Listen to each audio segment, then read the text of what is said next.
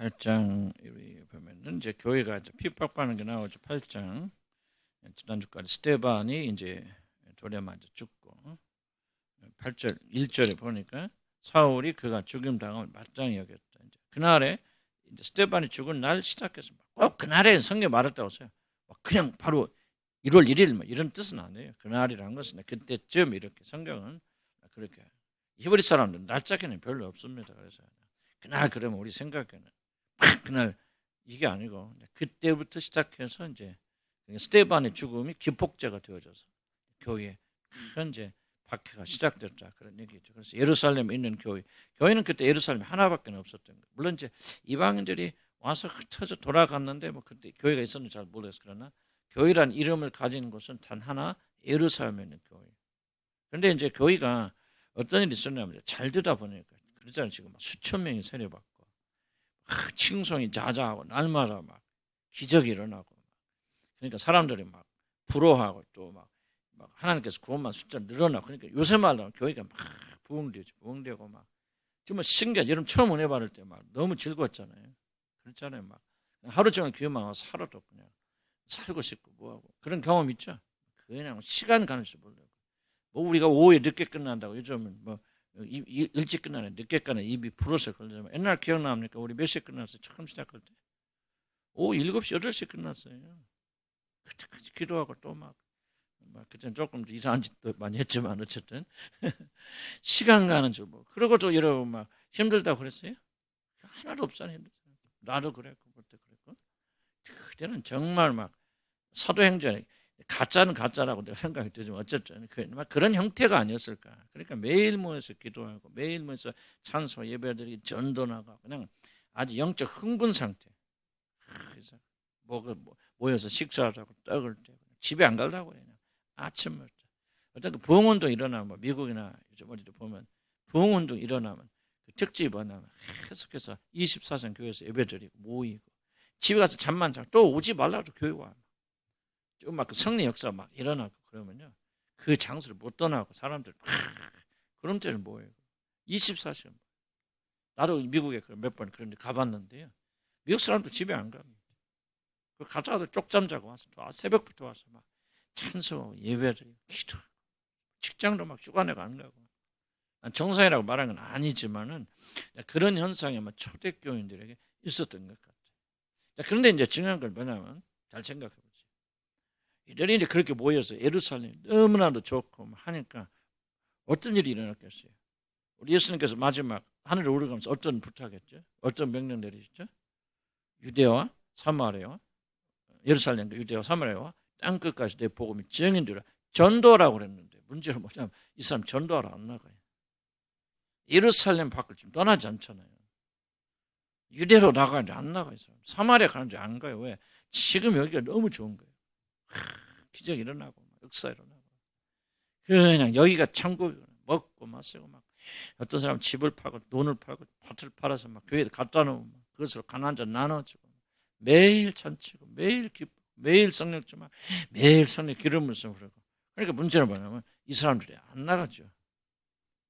그래서 어떻게 생각하면 주님께 주신 가장 중요한 사명 땅끝까지 이르서 내 복음의 증인이 되라는 것을 어떻게 생각하면 그걸 잊어버린 거예요. 잊어버릴 때보다도 약간 분위기가 그러니까 하고 있잖아요. 그래서 하나님 뭐 합니까? 그들의 고난, 핍박을 일으키기 시작해서 뭐 하게 되냐? 흩어버렸습니다. 그래서 어떻게 하죠? 저들이 사마리아로 가죠. 땅끝으로 가죠. 유대로 전부 흩어져 버리죠. 그래서 사마리아 빌립 집사가 가서 이렇게 전도하고 다 그렇게 하는 거죠. 자, 1절 다시 한번 봅시다.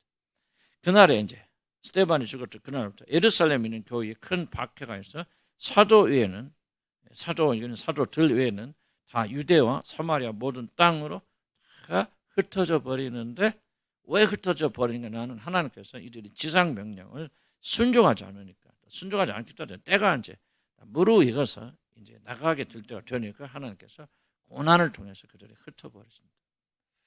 그래서 교회가 흩어지니까 뭡니까? 교회는 각자 흩어지는데 또 교회 세우죠. 그래서 막 이렇게 커지는 게 그리고 거기서 또 핍박받잖아요. 그럼 또 다른 데로 가서 또 커지고. 그래서 교회 성장의 1번의 비결이 뭐였냐면은 바로 핍박이에요. 환란이고 고난이고 고통받고 그것을 피해서 가다 보니까 가는 곳에서 복음을 전하는 점. 이건 오늘날 현대교회 교회 성장과 굉장히 다르죠.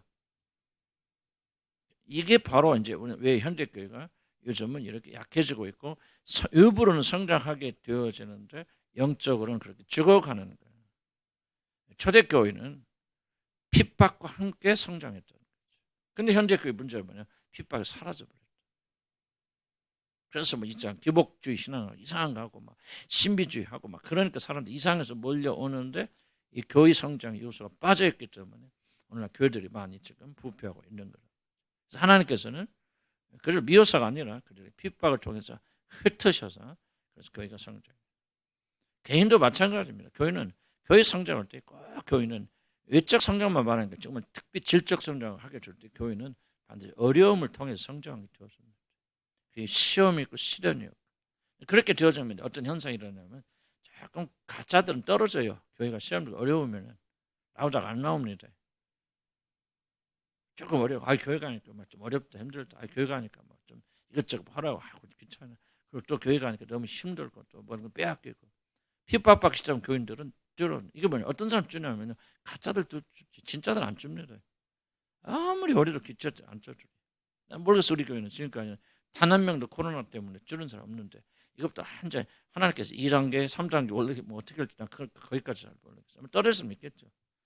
있겠지만 하니까 진짜들은 핍박이 와도 끝까지 남습니다. 그래서 뭐가 성경에 끝까지 견디는 자는 구원 얻으리라 그랬지 않습니까? 내가 참된 신앙을 가지고 있는지 아닌지 어떻게 합니까? 끝까지 가봐야 알아요. 여러분 믿음의 가장 중요한 특징은 지금 여러분 뜨겁다고 다 끝나는 거 아니에요. 끝까지 가야 됩니다. 끝까지 가야만 구원받는 것이 아니라 구원받는 사람은 끝까지 갑니다. 끝까지 가는 걸 보니까 내가 구원받았구나. 끝까지 가지 못한 걸 보니까 내가 가짜 구원받았구나. 그렇게 알게 되어지는 거예요. 그래서 끝까지 견디는 자들만 구원받게 되어집니다. 자, 여기서 보니까 그래서 이제 흩어지게 되어집니다. 모든 땅으로 다 가서 복음죠. 그리고 고난과 고통, 어려움을 통해 사람들 성장하게 되어집니다. 고난, 고통 없고 어려움 없으면 결코 우리가 성장하지 않습니다. 그래서 직장에 들어가면 아무런 문제가 없고 너무나 사람들이 나에게 잘해주고 전혀 골치 없다. 정말 너무 좋아요. 즐거워요. 그런데 여러분 직장 잘못 간 겁니다. 믿음의 차원에서 보면 이상하게 들릴지 몰라도요. 평강과 평온이 좋은 직장이 아니에요. 어디를 가든지 직장 가니까. 내가 잘못해서 그런 거 아니지만 어쨌든 어려움을 받고 있다. 핍박을 받고 있다. 무엇인가 시련을 겪고 있다. 좋은 직장에 가신 거, 좋은 일자리에 가신 거예요. 어려움 없는 교회는, 어려움 없는 삶은 결코 발전하지 못했습니다. 왜 우리가 죽습니까? 왜 우리가 패배하고 후퇴합니까? 다른 거 없어요. 행복과 편안만을 쫓아갈 때는 그 교회 죽고 우리는 죽게 망하게 되었습니다. 그래서 난 우리 집난 교인들은 끝까지 죽는 날까지 고난에서 자유롭지 않다는 걸 나는 마음에 꼭 새기기를 난 주의를 간절히 바랍니다. 어찌 생각하면 일부라도 고난을 찾아서 가는 사람들이 돼야 돼요. 이상한 건 우리가 자연스러운 건 아니지만은 왜냐하면 고난 없고 고통 없으면 이런 발전 없어요. 교회를 보세요.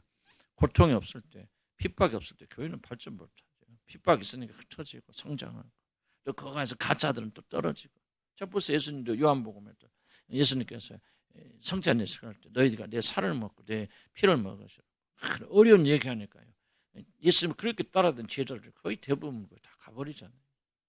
그게 바로 예수님이 떨어내는 방식입니다. 떨어내는 방식이에요. 그래서 예수 그리스도만을 먹고 마시고 그분만의 모든 것이 되는 그런 삶을 강조하게 되니까 많은 사람이 말씀이 어렵도다. 누가 이 말씀 이해하겠냐고 다 떨어져 나가버리죠. 그래서 하나님 쓰시는 방법은 이 고난과 어려움을 통해서 사람 자꾸 떨어치내고 그런 방법을 많이 쓰시고요. 거기서 끝까지 살아남는 자들이 하나님 자녀로서 구원받게 되었습니다. 살아남아야 구원받는 게 아니에요. 이미 믿음으로 구원받은 사람들은 끝까지 살아남을 통해서 내 믿음이 참된 믿음이라 증명되어진 것입니다. 지금 굉장히 중요합니다. 기독교 진리는 초대교회가 지금은 다른 거 아니에요. 가짜 종교에 우리가 속으면 안 되고 가짜 교회에 속으면 안 됩니다. 항상 교회가 발전되는 뭐가 따르냐 고난과 핍박이 같이 갔었다는 거죠. 2절에 보니까 경건한 사람들이 스데반을 장사하기 위해서 크게 울더라. 그러니까 시간 차이는 여러분 기억하면 안 됩니다. 그래서 1절 보면은 유대와 사마리아 모든 땅 다 흩어졌다. 2절에 갑자기 경건한 사람들이 나 장사하죠. 그럼 이 사람들 어디 사람들이야? 그렇죠? 이제 논리적으로 따지면 1절과 2절 사이는 조금 단절된단 말이야. 다 같더라. 그런데 경건한 사람들이 스데반을 장사하기 위해서 크게 울더라. 그럼 다 같다. 사도회는 다 유대와 사마리아 모든 땅 다 흩어졌다면 3절에 사울이 교회를 진멸하면서 각 집에 들어가 남녀를 끌어다 옥에 넘기니라. 그럼 이 사람은 어디서 나온 사람들이? 다 같다면. 그러니까 성경에서 말할 때 다란 말도 상당히 앞뒤를 가리켜서 그것이 무엇을 말하는가를 우리가 생각을 해봐야 됩니다. 그래서 저는 이렇게 해석해. 다 예루살렘 떠났단 말은 갈 만한 사람 중에서는 다 갔다 그렇게 좀 해석을 해야 되죠. 이런 돈이 없어 경제적 안 돼. 사마리아 피난 갈 때 돈 없고 친척 없어. 그럼 어떻게 갑니까? 못 가죠. 그러니까 아마 돈이 없거나 경제력이 약한 사람들은 남았을 것이다. 또는 그런데 그리고 사도를 또 남았고, 그러니까 상당히 많은 숫자들은 아니 그러나 가야 될 만한 사람, 예를 들면 지도자들 7 집사를 같은 경우, 만약 예루살렘에 남아 있다 그들이 쓸데없이 순교자가 만들잖아요. 그럼 복음 선포 안 되죠. 그래서 하나님께서는 복음을 전파하는 중추적 역할하는 모든 자들은 다 흩어보내셨어요. 그래서 성경 저자가 있어 다 갔다는 말은 그런 의미에서 보는 거죠. 다 갔단 말은 진짜 문자 그대로 한 명도 빠져 사도 외에는 단 한 명도 예루살렘에 남지 않았다라고 말한다. 그럼 2절에 스데반은 누가 장사했냐? 여기는 경건한 사람이라고 말하죠. 3절에 그럼 사울이 진멸하게 될 때 집에 남아있던 사람들은 누구냐고 말이죠. 그것도 그리스도인자. 이해가시죠? 무슨 말이지?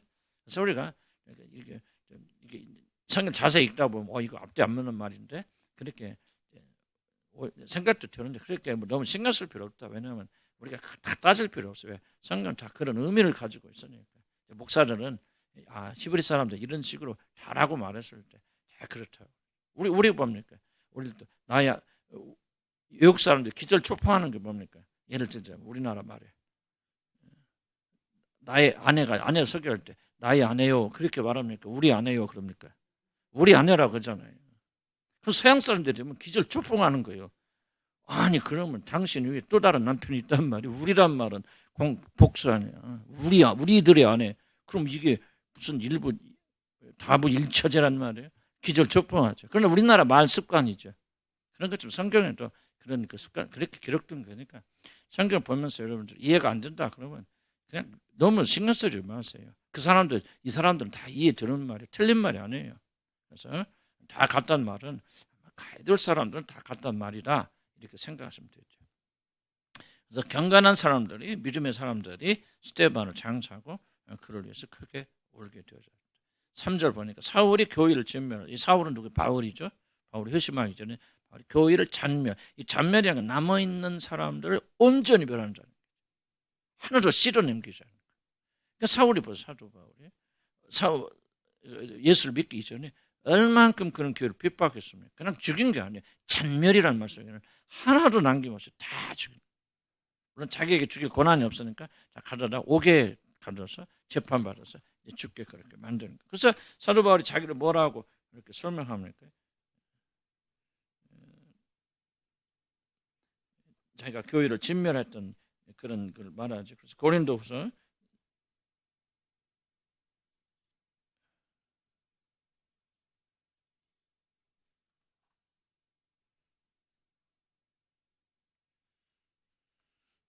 뒤에 나온 게 고린도서 15장 9절 한번 찾아볼까요? 고린도서 15장 9절에 뭐라 말이에요?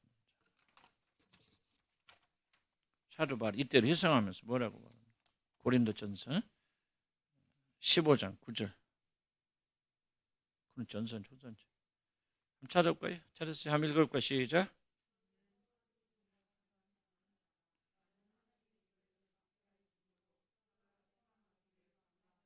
그렇죠. 자기가 이제 사도가 저번 내가 사도에 자기 없다고 말한 것은 내가 하나님의 교회를 핍박하겠다. 여기 보니까 하나님의 교회를 잔멸하려고 사도 바울이 앞장서서 그렇게 일을 했다는 거죠. 뭘 봅니까? 이런 보면은요. 사도 바울이 지금 가장 위대하고 지난주에 얘기했던 위대하고 경건한 스데반의 죽음을 목격하잖아요. 그리고 그 놀라운 설교를 보고 지금 스데반이 뭐를 봅니까? 하나님 보좌 우편에 서 있는 예수 그리스도 보면서 그걸 증언하면서 그 놀라운 설교하면서 정말 그 죽을 때 얼마나 영광스럽게 죽습니까? 그래서 예수님이 죽을 때 옆에 있던 백부장이 뭡니까? 그 모습을 보면서 참으로 하나님의 아들이었도다 그렇게 말하죠. 그런데 사도 바울이 예수 믿기 이전에 어떻다는 거예요? 마음이 강팍해서 그 모든 것을 보고도 이 사도 바울이 영향 받았어요, 못 받았어요? 전혀 못 받았어요. 여러분 노력해서 이런 거 보고 체험해서 주님께 돌아올 수는 아무도 없습니다.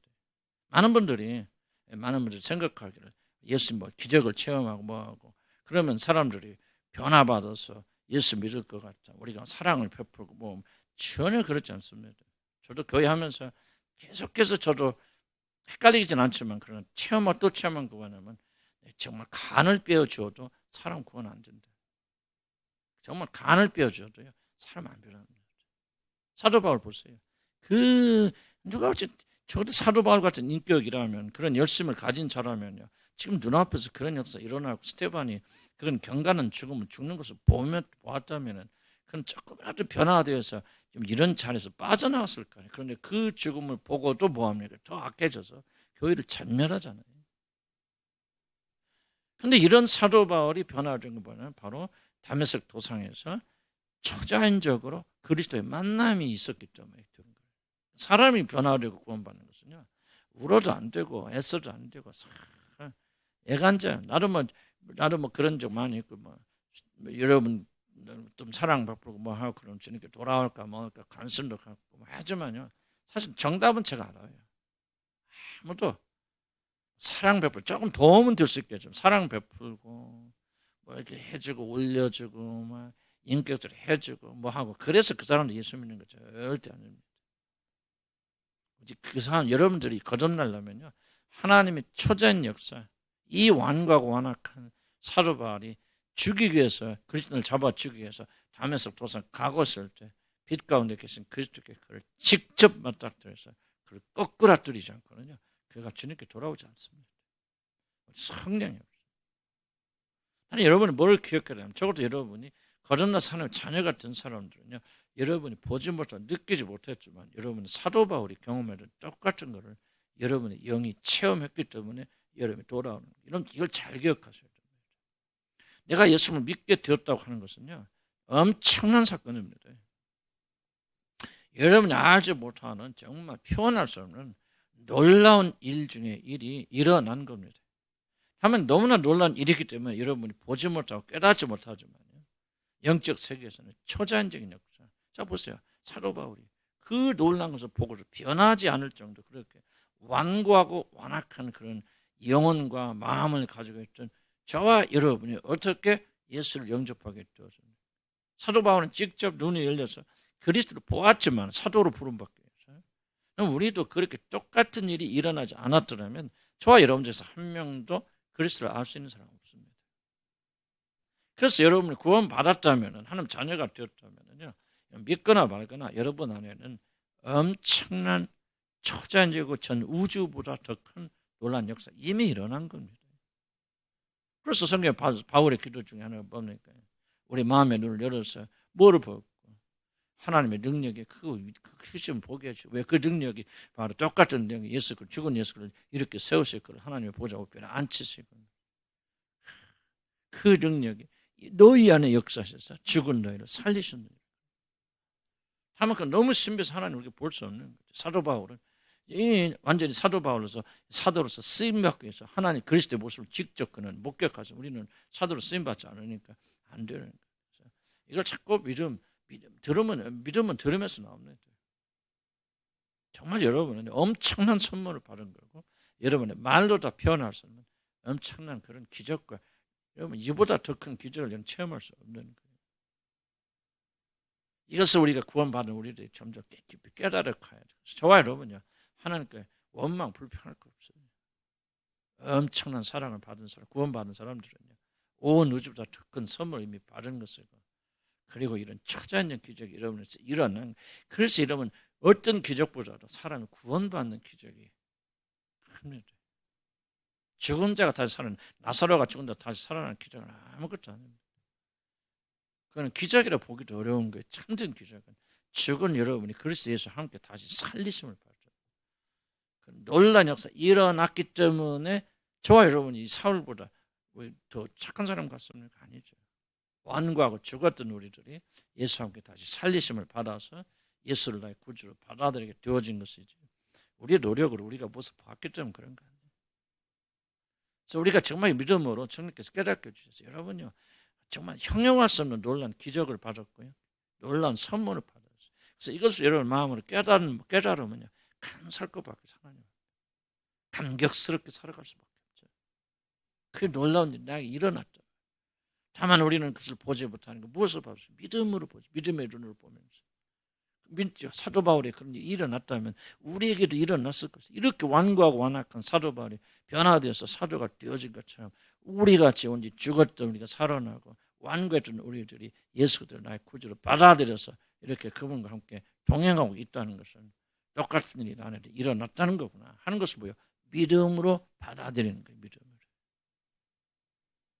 이걸 진짜 믿음으로 받아들이면 뭐가 일어납니까? 여기서 여러분한테 역사는 기쁨과 즐거움과 감사, 말로 다 표현할 수 없는 기쁨이 우리를 사로잡게 되어지는 거예요. 다른 데서 기쁨이 오지 않습니다. 조그만 거 가지고 기적이 있고 무슨 직장이 되고 뭐고 다 기쁜 일이지. 그러나 그것과 여러분이 죽은 여러분이 살아나는 것과 어떻게 비교하게 되었습니까? 우리의 숙제예요. 우리 숙제. 정말 우리가 주님께 기도하고 간구해서 하나님께서 마음의 눈을 열어서 사도 바울이 기도하라고 그러잖아요. 마음의 눈을 열어서 여러분이 구원받을 때 일어난 놀란 일을 여러분 다시 한번 믿게 해주세요. 알게 해주세요. 그러면 우리가 달라져요. 뭘 보고 체험해서가 아니라 이게 체험이에요. 그렇게 되어지면 우리는 사도 바울 같은 그 길을 걸어갈 수 있다. 그러면 이 삶이 달라지는 거죠. 감사해요. 그렇게 어떻게 여러분이 구원받았습니까? 자꾸 여러분이 구원받았다는 것을요, 이 놀란 감격을 믿음이 아닌 다른 것을 체험하려 하기 때문에 안 되는 거예요. 뭐 하나님 뭐 주신 걸로, 물질로, 잘된 거, 건강한, 병 들었는데 낫은 거, 이런 것을 정말 내가 진짜 죽었다 살아나는 것에 이것을 비교하면 눈곱만 낸 것도 안 되는 그것만 가지고 그 조금 좋은 일 생기면 좋고, 그래서 여러분들이 구원의 확신이 없고, 그러니까 여러분이 기쁨이 없고 감사하고 감격이 없는 거예요. 진짜는 진짜는 이게 여러분의 영혼이 알려지기 시작하면 여러분은 감사와 감격 속에 안 살 수가 없는 거예요. 아무리 어려운 일이었어, 내가 하나님 자녀가 되었다 한 가지 사실이 있으면 그 모든 어려움을 이기고 극복할 수 있는 능력이 여러분 생기는 게 무서운 거예요. 이거는 여러분들 체험하시고, 저와 여러분이 정말 시험 앞에서 이것을 알아가야 되고, 믿음의 눈으로 보게 해달라고. 그래야 돼. 믿음의 눈을 본다는 것은 꼭 이렇게 눈을 떠서 본단 말이 아니에요. 믿어진단 말이 이게. 믿음의 눈을 본다는 건 믿어진단 말이에요. 내가 사도 바울과 똑같은 그런 놀라운 능력을 구원받았구나. 사도 바울이 이렇게 완고하잖아요. 스데반의 죽음을 보고도 전혀 변하지 않아서 더욱더 그리스도의 교회를 핍박하는 자를 들어갔던 그와 똑같은 우리들이 지금 여기 이 자리에 왜 앉아 있습니까? 어떻게 앉아 있습니까? 말로도 표현할 수 없는 놀란 일이 일어났기 때문에 지금 앉아있고, 다 앉아있다 구원받은 거 아니겠죠. 그런 쪽으로 앉아있는 여러분 중에서 구원받고 하나님의 자녀가 된 사람들은 하나님께서 사도 바울을 구원하니까 똑같은 방식으로 저 여러분 구원하셨는데, 우리 믿음이 없으니까 그게 안 믿어지고 안 보여지는 거죠. 믿지 않으니까. 그래서 믿음 달라 기도하세요. 믿어지면 삶이 달라지는 겁니다. 자, 4절 봅시다. 그 흩어진 사람들이 돌아다니며 복음의 말씀을 전하세요. 빌립이 어디로 갑니까? 사마리아 성에 다녀가 그리스도를 백성에게 전파하니, 무리가 빌립의 말을 듣고 행하는 표적도 보고 한 마음으로 그 하는 말 따르니.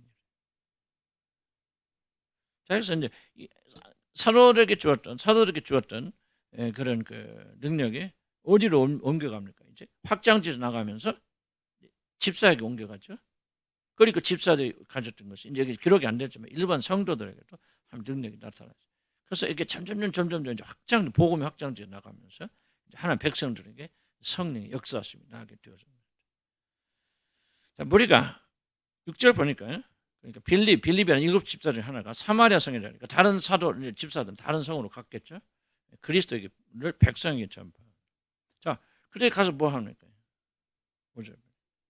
그리스도를 전파하죠. 그러니까 많은 기적도 일어나고 역사도 일어나지만은, 여러분 사도행전은 오해하는 것처럼 여러분이 신비한 성령의 역사에 대한 것이 아니에요. 물론 성령 역사지만 그 핵심이 뭐냐? 바로 그리스도 복음을 전파하는 겁니다. 그리스도 효과들을 전파하기 위해서 여러분 역사가 일어났다는 거죠. 우리 사도행전을 잘못 이해하고 성령 역사를 잘못해서 계속해서 은사만 생각하거든요. 병 고침 명사, 의정의 은사, 예언의 은사, 성령 역사 일부분을 가지고 전체쯤 해석하는데 사도행전을 잘 뒤져보면은 항상 성령의 역사, 그런 은사는 부수적인, 보조적인 요소로 사용됐다는 거예요. 그럼 주 요소가 뭐예요? 뭐를 위해서? 사도행전에서 주가 뭐야? 그리스도를 전파하는 자. 빌립보서 가서 보여. 빌립이 많은 기적도 행하였지만은 3절, 5절에 보니까 빌립이 그 성에 내려가서 뭐 했다는 거예요? 그리스도를 전파했다는 거예요. 그리스도를 전파하고 이 전파하는 것이 효과적이 되기 위해서 하나님의 성령 역사하셔서 그들에게 귀신도 쫓겨나고 안진병도 일어나고 병든 자는 일어나게 띄워줬다는 거죠. 그래서 항상 1번은 뭐예요? 복음이 복음 선포입니다. 복음 전파. 복음 전파를 빼놓고 예수 그리스도의 복음을 빼놓고 이러면 이게 바로 신비주의는요. 그냥 교회 아니고 막 부인하는 게 아닙니다. 신비주의 핵심 뭐냐면 복음과 능력에서 복음을 빼버려 예수를 빼버리고 능력만 강조하는 게 신비주의. 신비주의라 가서 뭐 남모함이 관세음보살 그런 거 하는 거 아니에요? 이상한 짓을 하는 거 아니에요? 신비주의 뭐 아니 복음 전하는 사람도 기도했을 것이고 기름 부심이 있었을 것이고 병도 나았어요. 이거 다 하죠. 그런데 왜 그들은 신비주의가 아닙니까? 그들의 주 목적은 이게 아니었다는 거예요. 주 목적은 그리스도를 선포하는 거였다는 거죠. 신비주의는 뭡니까? 그리스도를 선포하는 게 주가 안 돼요. 아까도 얘기했지만 막 부흥운동 일어나고 그럼 아침부터 가서 뭐 합니까? 신비한 역사 일어나고 가면 뭐 기름 부심 있고 막 황홀하고 뭐하고 막 병도 일어나고 막 그러니까 계속해서 그걸 쫓아다니는 거죠. 나는 그런데 가봐서 한 번도 그리스도 복음이 선포되는 거 들어보지 못했어요. 도대체 뭐가 잘못된 거죠? 사도행전의 역사하고 왜 오늘날 잘못된 신비주의 역사 그렇게 극적으로 다루니까 극적으로 다루는 건 딱 그거예요. 그리스도를 전파하는 게 빠져버리죠. 복음 선포가 빠져버리죠. 예수 얘기는 하죠. 그런데 그렇지만 복음 선포 빠져있대. 빌립이 가서 뭐 했느냐? 빌립이 가서 병 고친 게 아니에요. 귀신 쫓아낸 게 아니에요. 했죠. 그러나 그것이 주 목적이 아니에요. 5절 분명히 순서 밝히지 않습니까? 그리스도를 백성이 전파하니. 6절 무리가 빌립의 말도 듣고 행하는 표적도 보고 한 마음으로 그가 하는 말 따라. 그럼에도 불구하고 중요한 겁니다. 그럼에도 불구하고 초대교회가 왜 복음 선포가 그렇게 강했느냐? 뭐가 따라왔기 때문에 행하는 표적이 따라왔기 때문에. 우리는 항상 성경을 균형 있게 읽어야 되고 성경이 말하는 대로 말해야 되고 성경이 강조하는 대로 강조해야 되죠. 순서는 뭐야? 그리스도 복음 1번이고 그것이 목적입니다. 그러나 만약에 그리스도의 복음만 가서 선교했다 그러면요. 오늘날 우리 나가서 길거리에 가서 전도할 때 한 사람도 안 들었던 게 똑같습니다. 그때도 동일하게 아무런 효과 없었을 거예요.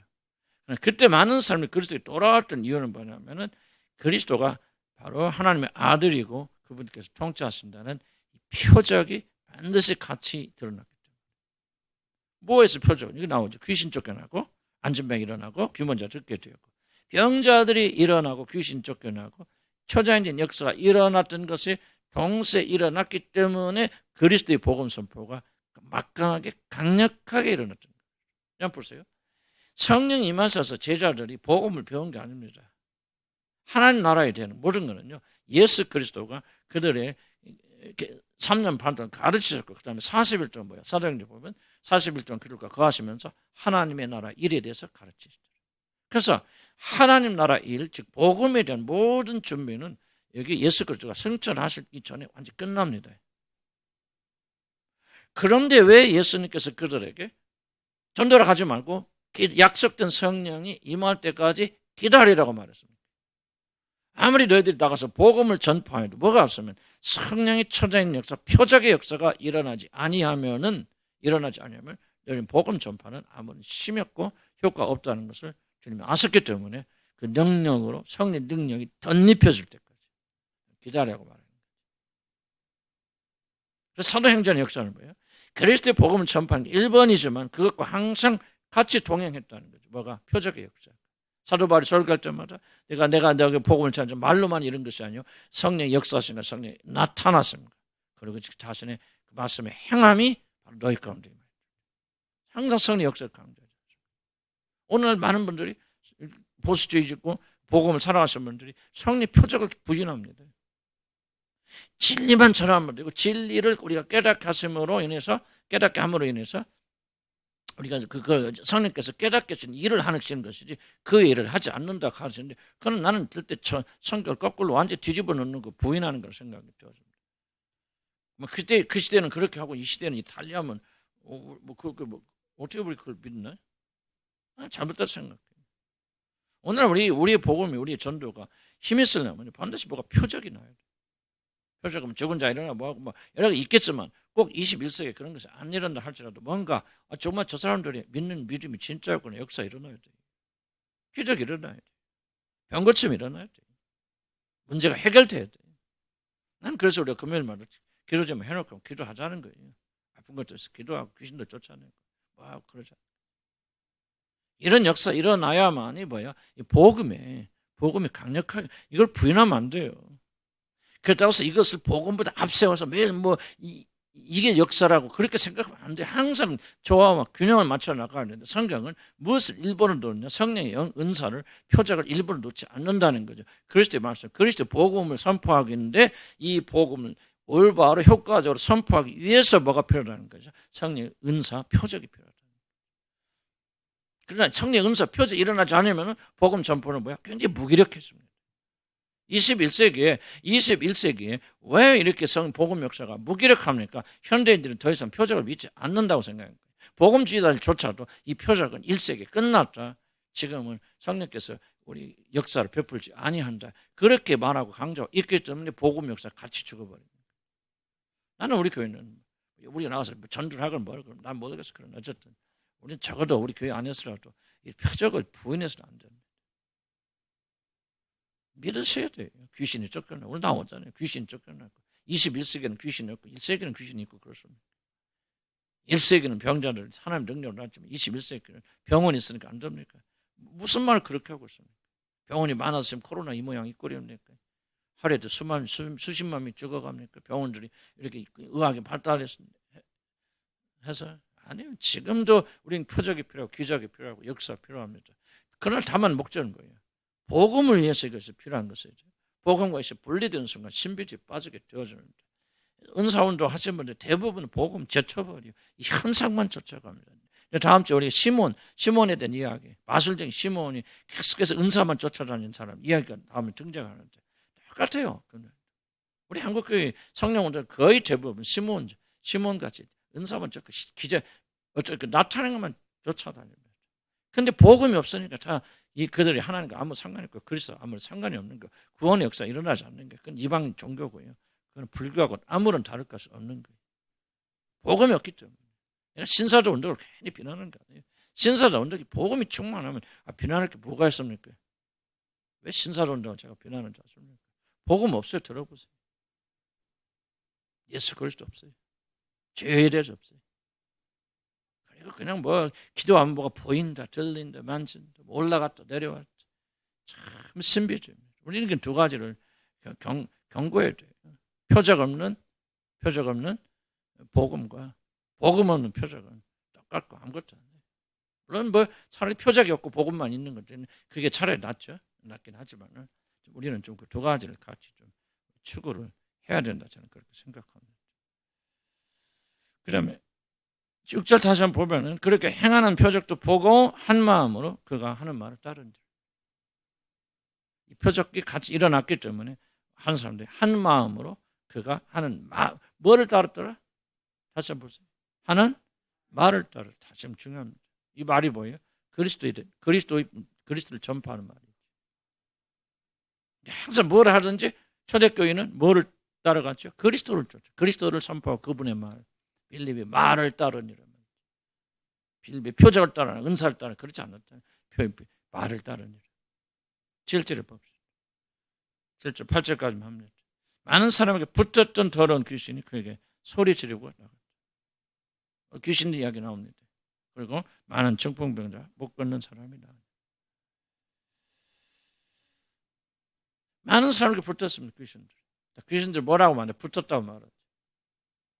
귀신을 이해하는데 두 가지 중요한 단어가 있습니다. 귀신이 붙었다는 말과 더러운 귀신은 두 가지가 귀신을 이해하는데 굉장히 중요한 단어들입니다. 귀신은 존재합니까? 존재합니까? 안 합니까? 존재합니다. 귀신을 인정하지 않는 사람은 그리스도인이 아니라고 생각합니다. 귀신을 인정하지 않는 사람 어떻게 하나님 인정할 수 있습니까? 성경에 있는 얘기잖아요. 귀신은 반드시 존재합니다. 귀신이 개입하지 않는 영이 아무것도 없습니다. 여러분. 거의 모든 것을 귀신들이 개입합니다. 물론 모든 것이 다 귀신의 탓이다 그런 게 아니죠. 여기서 왜 많은 사람에게 불떴던 귀신을 말합니다. 그럼 우리가 생각할 때 1세기 때는 막 연항할 것이 다 미친 사람들만 있었나? 아니에요. 거꾸로입니다. 21세기가 미친 사람이 훨씬 많습니다. 오히려 1세기는 정신적으로 훨씬 건강한 시대입니다. 우리들보다는. 놀랍게도 1세기는요. 문명적으로 굉장히 발달된 그런 시간들입니다. 과학 문명은 뒤떨어져서 모르지만 정신 문명은 우리로 굉장히 앞서 있던 사람들. 그래서 우리가 생각하는 미친 사람들. 우리 나가보면 미친 사람들 많잖아요. 우리나라 보면 얼마큼 많은지 모릅니다. 그렇지만 1차도 여기서 말했지만 귀신 들렸다고 말했을 때는 미쳤다기보다는 많은 영역에서 귀신이 영향 아래에 있다. 병을 포함해서. 이런 병에는 귀신의 역사가 많습니다. 그거 인정하지 않으면 여러분요 병으로 굉장히 어렵습니다. 나는 그래서 병 기도하고 치료할 때 나는 1차적으로 귀신과 싸웁니다. 이런 믿거나 말거나. 나는 예수 그리스도 이런 병만 쫓아. 나는 많이 치유받아서 나는요 살아있을 사람이 아니에요. 주님 아니에요. 나는 간으로도 간경화로 죽을 사람이었고 전립선 암으로 죽을 수밖에 없는 사람이고 나는 한두가 잡힌 게 아니에요. 나는 그때 축사하고 싸우고 내쫓아서 나는 지금까지 살아있는 거예요. 건강하게. 이런 믿으셔야 됩니다. 뭐 다 귀신의 역사냐? 난 그렇게 말하는 거 아니에요. 그러나 많은 영역에 귀신의 역사가 있다고 하는 사실을 우리가 인정해야 됩니다. 귀신 그렇게 할 필요는 없고 우리가 옛날식으로 막 우리 귀신을 너무 무서워하고 두려워하는 그런 시대도 있었잖아요. 그러나 그렇게 하는 건 잘못된 거지만요. 우리 삶 속에서 21세기에 들어와서 귀신의 존재를 부인하고 그리스도인들 안에서 역사하는 귀신의 존재를 부인하게 되면 여러분 아무런 해결책이 있지 않습니다. 특별히 음란의 문제는요. 귀신하고 강력하게 연결되어 있습니다. 음란의 문제. 인터넷에 그런 거 엄청나지 않습니까? 그런 거 음란의 영화하고 깊이 관련되어 있고요. 많이 조심해야 돼요. 인터넷 보세요. 요즘 별걸 다 나오잖아요. 안 그렇습니까? 뭐 이상한 거 섹스하는 거 봐야 음란입니까? 모두 연예인들 사진 봅니까? 이해 못한다. 왜 가수들인지 됐건 영화 배우가 됐건 왜 뭐 이쁜 여자들 나오면 그 사진 왜 봅니까? 음란하니까 보는 거죠. 왜 나는 그렇게 생각해요. 나도 뭐 보고 싶다 하는 생각이 들 수도 있겠지. 나 보고 이쁘다 그런데 하면서 무슨 생각하면 아니 내가 왜 너무 유부녀 얼굴을 쳐다봅니까? 연예인이 됐건 뭐 결혼할 수도 많잖아요. 아니 왜 여러분들이 남의 유부녀 얼굴을 쳐다봅니까? 한번 생각해 보셨습니까? 예를 들자면 누가 결혼했대 이혼. 아니 연예인들 결혼한 거 이혼한 거 뭘 그렇게 관심 많습니까? 한번 생각해 보세요. 그거는 무슨 옷 벗고 이상한 거 하는 거 아니 그런 거 안 보니까 괜찮습니까? 다 음란이죠. 어떻게 아니라고 말합니까? 한번 생각해 보세요. 그 이쁜 여자 얼굴 볼 때 그냥 음란한 마음이 없이 쳐다보. 그거 다 거짓말입니다. 속이는 거죠. 자기가 자기를 속이는 거죠. 그러니까 현 시대 21세기는 정말 음란 귀신, 음란 마귀, 탐심도 마찬가지. 여러 가지 우리가 다 지났지만. 자, 달라붙었던 얘기 조금 전 시간 한 10분 동안 이야기를 중요한 얘기입니다. 그래서 첫째는 나 귀신의 존재를 인정했으면 좋겠다. 귀신이 개입한 영역들이 굉장히 많다. 걱정, 근심, 두려움도 다 귀신 얘기를 안 해요. 그러나 우리가 사로잡힐 수도 있어요.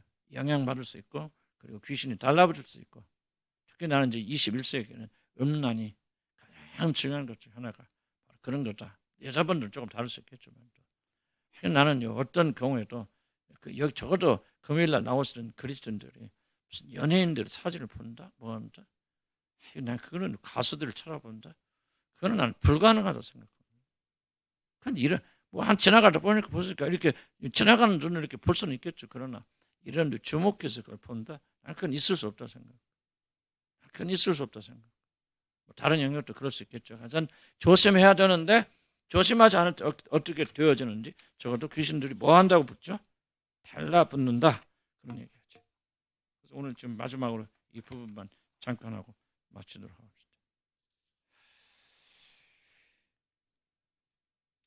성령을 받은 자들이 하였던 가장 핵심적인 일이 뭐냐, 놀라운 일이 바로 귀신을 쫓아내는 일이었다. 저는 설명했죠. 구약성경 보면요, 사람이 귀신을 쫓아내는 일은 하나도 없습니다. 엘리야도 엘리사도 귀신을 쫓아내는 기적을 행하지 못했습니다. 왜 그러냐면 귀신은 하나님, 사단의 나라의 백성들이고 일꾼들이지 않습니까? 죽은 자는 살려내는 일은 일어나도 귀신은 못 쫓아냅니다. 왜?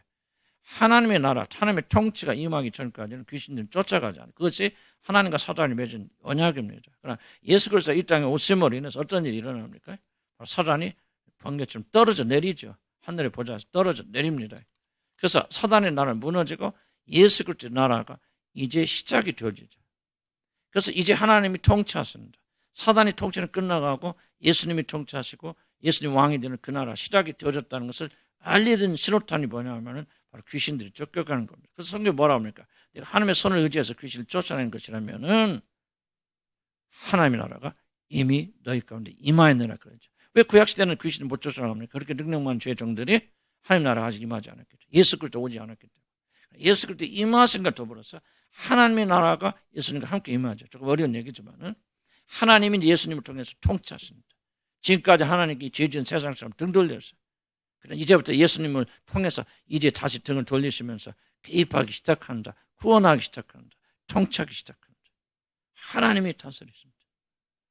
복음을 전하는 자리여 자들의 발이 아름답도다. 그 뭐를 전하랍니까?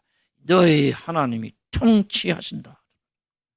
그 통치한다는 이끌면 1번이 귀신을 쫓아내요. 귀신 아래 있다는 말 무슨 말입니까? 사단의 통치 아래 있다는 거예요. 하나님 나라에 있지 않다 그런 얘기죠. 그래서 귀신인 그런 차원에서 우리가 봐야 되겠다. 그래서 귀신들이 있는 데크나 붙었다는 게 붙어버렸다. 왜 붙었다는 말을 쓰냐면 잘 들으시기 바랍니다. 귀신은 여러분 내적인 존재가 아니에요. 여러분 속에서부터 있는 존재가 아니고 귀신은 외적에서부터 침투하여 들어오는 존재입니다. 이거 기억하셔야 됩니다. 침투해서 들어오는 존재들. 귀신은 달라붙어요. 이렇게 생각하면 논에 가면 가끔 뭐가 달라붙죠, 여러분 몸에? 거머리 달라붙죠. 귀신이 그렇게 달라붙습니다. 달라붙어서 그 사람이 일부는 아니지만은 달라붙어서 그 사람의 모든 것을 빼앗아 먹죠. 죽이고 빼앗고 도둑질하고. 그래서 귀신이 그런 목적으로 여러분에게 달라붙습니다. 그럼 어떻게 달라붙습니까? 여러분 가룟 유다 보면은 굉장히 중요한 단서가 나오는데 가룟 유다가 뭡니까? 예수님 팔아먹잖아요. 그런데 그 사건에서 두 가지 언급이 나옵니다. 첫 번째 무슨 언급이 나오냐면은 사단이 가룟 유다 마음속에 예수를 팔려는 생각을 집어넣더라. 기억나시죠? 생각을 집어넣는 거예요. 그 다음에 마지막 예수님께서 잡혀 돌아가신 전날에 무슨 기사가 나오냐면 예수님께서 이제 떡을 떼어주면서 네가 원하는 계획한 대로 하라 하고 허락하잖아요. 그때 뭐에 권여서 사단이 가룟 유다 속으로 들어가니라. 두 가지 무슨 얘기 나옵니다. 그럼 인간 안에 귀신이 살 수 있습니까? 없습니까? 그럼 성경이 분명하게 인간 안에 사단이 귀신 들어간다고 기록하고 있죠. 그래서 귀신이 인간의 몸 안에 들어가 살 수 있습니까? 없습니까? 있습니다. 가룟 유다 안에 사단이 들어가서 예수를 팔게 되어지고 결국 뭡니까? 그 사람 죽이죠. 목매어서. 누가 목매 죽였습니까?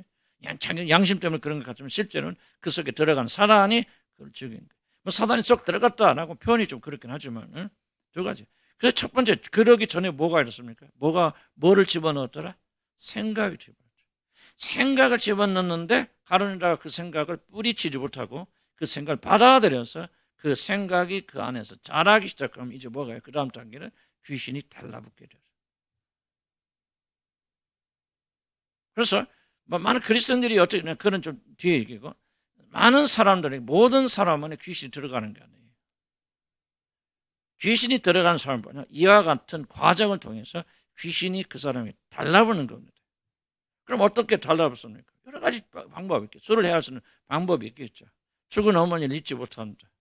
계속 여러분 무의식이나 마음속에 죽은 어머니를 그리워한다.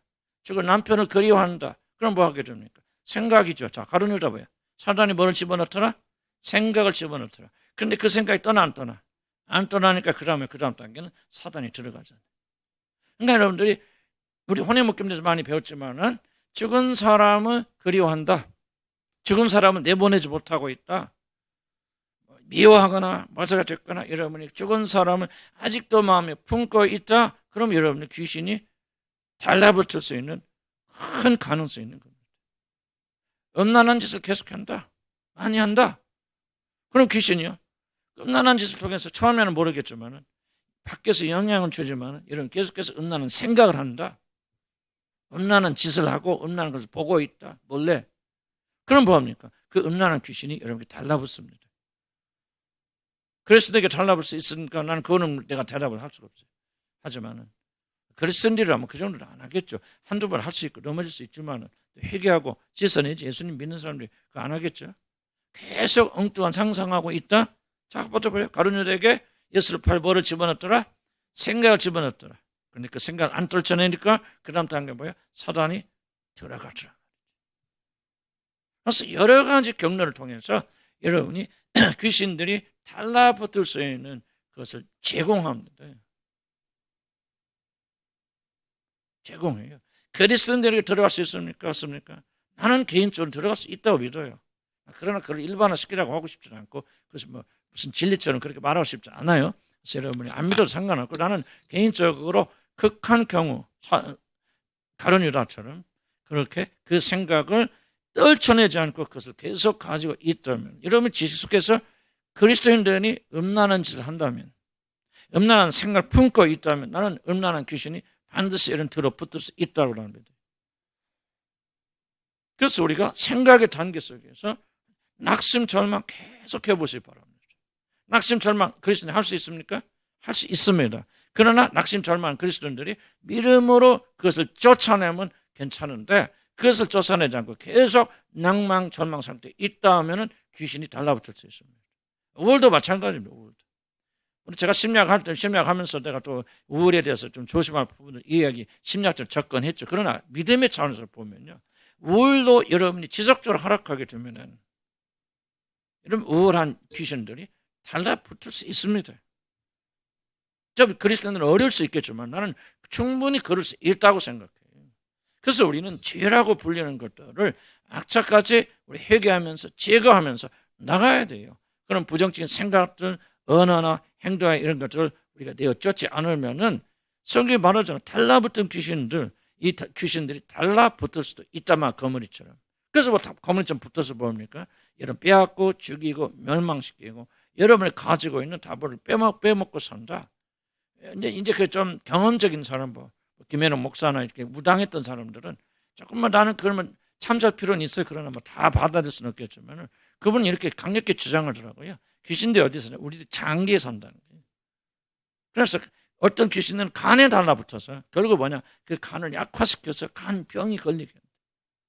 다 그렇게 말할 수는 없겠죠. 어떤 것은 위장에 달라붙고 어떤 것들은 뭐 다른 뇌에 달라붙고 그래서 해충처럼 버러지처럼 그것을 우리의 모든 것들을 갉아먹고 사는데 영적인 존재들. 그럼 뭐 맞는 건지 아닌지 거기까지 잘 모르겠어요. 나는 그리고 거기까지 깊게 우리가 들어갈 필요 없다고 생각해요. 그분들은 무당하면서 그런 영적 세계를 보았기 때문에 그렇게 말할 수도 있는데 우리는 뭐 그 너무 깊게 들어갈 필요 없어요. 우리는 복음이 더 중요하기 때문에. 그러나 그런 위험성도 그리스도인도 충분히 우리 오늘 성경에서 말하는 것처럼 귀신이 달라붙을 수 있다고 하는 경고를 우리가 무시하면 안 됩니다. 나는 예수 믿는 사람이기 때문에 영적 세례로부터 전혀 자유롭다 생각하고 우리 마음대로 여러분이 지혜 가운데 가운데면 그거는 그 사람이 예수 안 믿는 사람이죠. 예수 믿는 사람이 귀신이 예수였습니까? 그런 식으로 말하면 안 됩니다.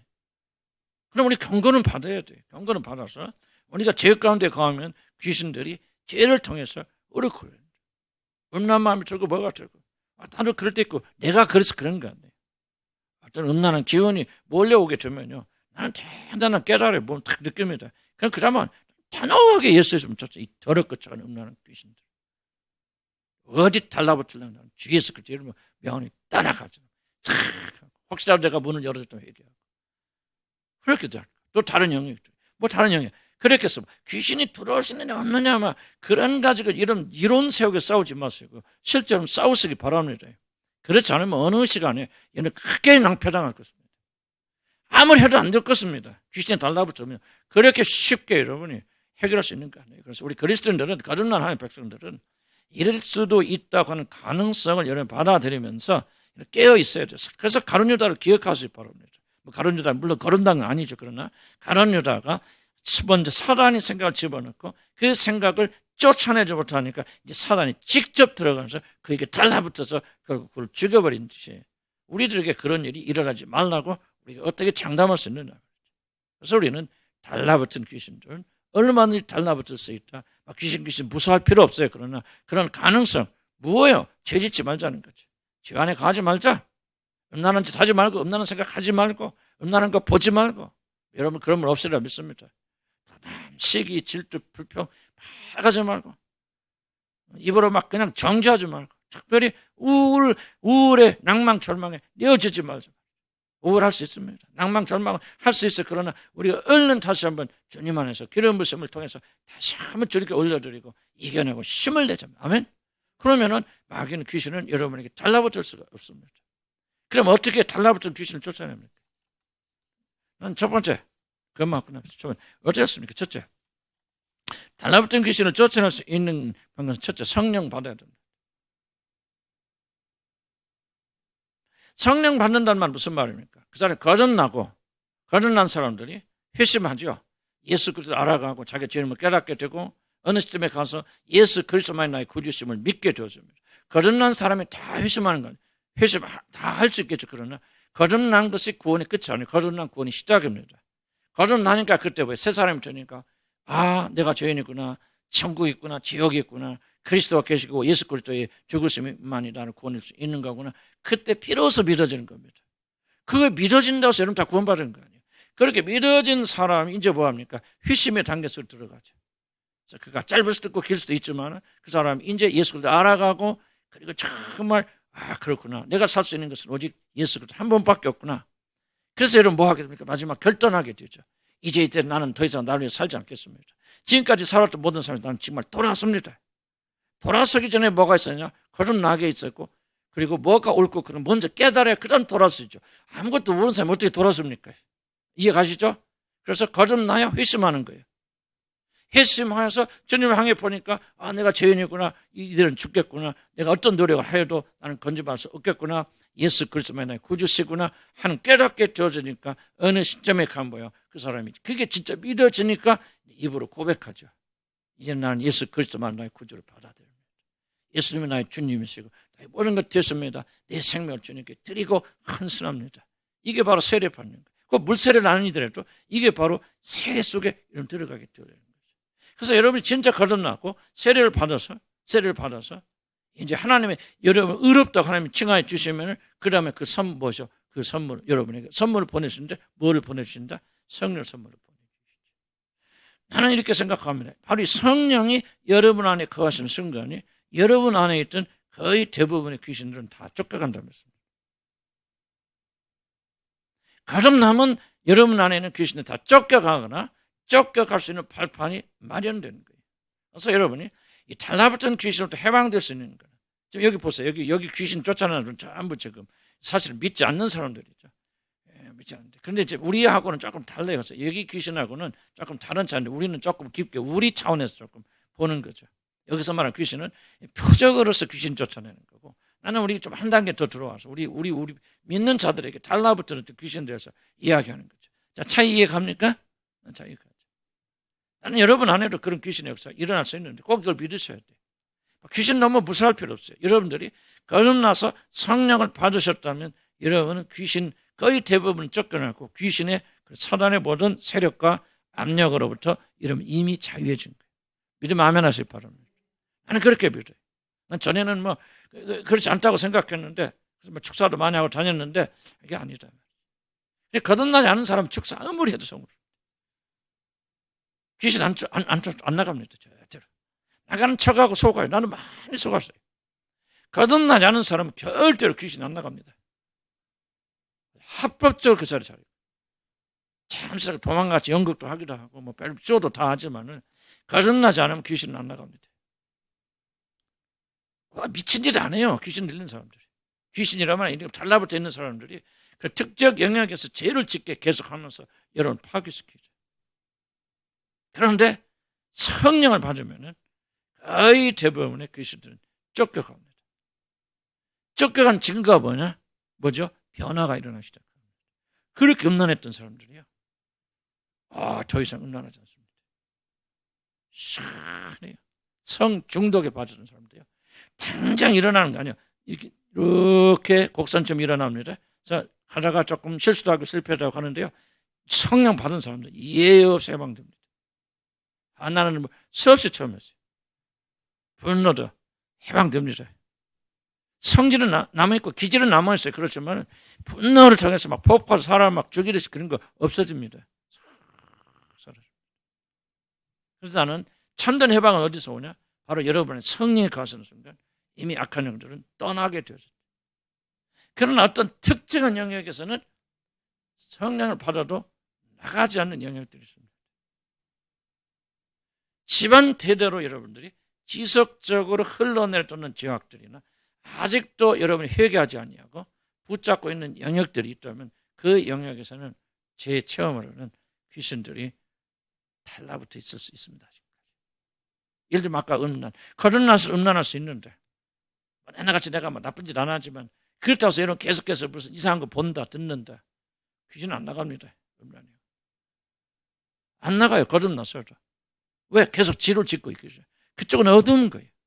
그러니까 막 탐심에 사로잡혀 있다. 돈 한다. 그 때문에 염려하고 근심한다. 그 영은 안 나갑니다. 왜? 계속적으로 여러분이 불순종하고 있기 때문에.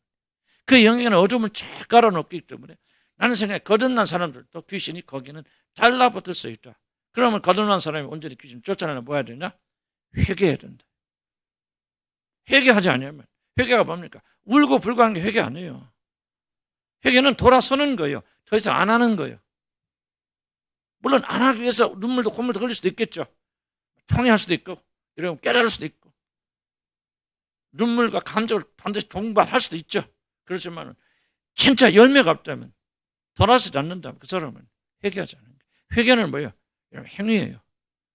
행함입니다. 음란한 사람이 회개가 뭡니까? 음란하지 않은 거죠. 도둑질 하는 사람이 회개하는 거 뭐예요? 도둑질 안 하는 거예요. 조정하는 사람이 회개하는 거 뭐예요? 조정하지 않는 거예요. 조정한다고 조정하지 않게 해주세요. 그렇게 기도하는 것이 아니고 눈물 흘리는 것이 아니라 조정하지 않는 거예요. 왜 조정합니까? 회개하지 않는 것이죠. 그러니까 그 영역에는 악한 영들이, 조정하는 영들이 지속적으로 영향을 주고 있단 말이에요. 첫째, 예수 믿으세요. 성령 받으세요. 그러면 귀신들이 다 쫓겨갈 것이고 쫓아낼 수 있는 이제 근거가 여러분에게 마련되어 나간 거예요. 그래서 여러분 주지 믿음을 가지면 우리 나갈 수 있다. 두 번째, 왜? 회개하란 말이죠. 자, 여기서 나는 귀신 쫓아내는 건 다릅니다. 그거는 표적의 은사로서 하나님의 정권 능력을 가지고 그들이 아직 믿음을 가지고 있지만 그들이 귀신을 쫓아내므로 하나님이 존재하는 것을 믿게 하고 그들이 예수를 믿도록 하는 차원이에요. 또 다른 차원, 제가 강조한 것은 지금 두 번째 차원을 저와 여러분들은 지금 예수 안 믿는 사람들 아니고 믿는 사람들이기 때문에 강조하는 것이죠. 귀신의 역사를 무시하면 안 됩니다. 병의 대부분은 귀신의 역사를 나는 그렇게 믿고 있고 많은 사람들이 그렇게 치유받고 있고 모든 병이 100% 그렇다 다 그렇게 말하고 있는 거 아니에요. 그러나 아무리 노력해도 안 된다. 약을 먹어도 안 된다. 병원 가도 안 된다. 음식을 바꿔도 안 된다. 그럼 뭐가 있는 거야? 악한 영들이 달라붙어 있는 거죠. 싸워야 돼. 죽어야 돼. 그 다음에 귀신 역사는 부분이 있습니다. 복음을 믿지 못하도록 하는 그게 가장 큰 역사. 난 여러분 가운데 몇 사람들은 지금 그 귀신들이 달라붙다고 생각해요. 사단이 뭐예요? 세상의 신이에요. 여러분이 귀에 달라붙어, 눈에 달라붙었어요. 그게 뭐 하니까? 복음을 믿지 못하도록. 설교만 하면 다른 생각해요. 왜 그래요? 귀신이 달라붙어 있어서 그래요. 이런 거 심각한 거예요, 여러분들. 기도만 하면 졸아요. 왜 그런지 아십니까? 귀신이 달라붙어 있어서 그런 겁니다. 피곤해서 천만의 말씀이죠. 다른 거 해보세요. 안 줍니다. 거듭 안 나서 그럴 수 있겠죠. 그러나 거듭 나신 분들도 회개하셔야 돼요. 지속적으로 귀신이 달라붙었기 때문에 그 사람이 구원받을 수 있는 기회를 빼앗기는 거예요. 못 듣는 거예요. 기도하지 못하니까 그냥 원하는 죽어만 하는 거예요. 그래서 여러분 죽어가고 지옥에 내려가는 거예요. 여러분 내 말 믿으시고요. 싸우세요. 아주 많이 서요. 어쩐 때 오늘 왜 이렇게 집중이 안 돼? 왜 이렇게 피곤해? 다 귀신 역사나요. 그럼 어느 날 이거 뭐 그러지? 이건 진짜 이거 피곤할 이유도 없는데 아무것도 못 하겠네. 정말 이거 설교 못 할 거야. 준비 못 하고 막 이거 앉아서 몇 시간 앉아서 하나도 생각 못 해. 막 역사 누르고 있을 SS를 대적하고 이게 싸우고 그러면 언제 피곤한 듯이 다 새로질 때 그렇게 걱정 근심 들 때 무식하게 한번 해보세요. 더럽고 걱정과 근심을 간 더럽고 추악한 이 귀신들아 예수를 배우니 떠나갈지라 한번 싸워보세요. 교회만 하면 막 비비꼬지 마시고 막 그러면서 피곤하다 막 힘들다 교회만 하면 죽겠대요. 그러면 내가 들어보면 아직도 우리 교회는 여러분 그게 그냥 정상이 아니에요. 정상이 아니에요. 친구가 앉아서 2-3시간 피곤 안 합니다. 교회 오면 피곤해요. 그게 장난이에요. 나를 보세요. 기도하려면요. 저녁에 얼마나 졸릴 때 많이 있어요. 그게 뭐예요? 마귀역사예요. 싸워 이겨야 돼요. 이거 뭐 내가 피곤해서 그런 거고 그렇게 생각해버리면요. 한이 없어 계속 집니다. 여러분 예수 하나님의 자녀들 아니에요. 싸워서 이기고 여기 있는 말씀처럼 보세요. 성경 말씀 믿으시고 한번 싸워보세요. 그러면 여러분 놀라우게 변화가 되고 승리할 수 있습니다. 아멘. 두서없이 좀 시간이 길어서 그렇게 했으니까 이게 하시고 이게 바로 하나님의 그런 빌립 집사 했던 역사다. 기도합시다.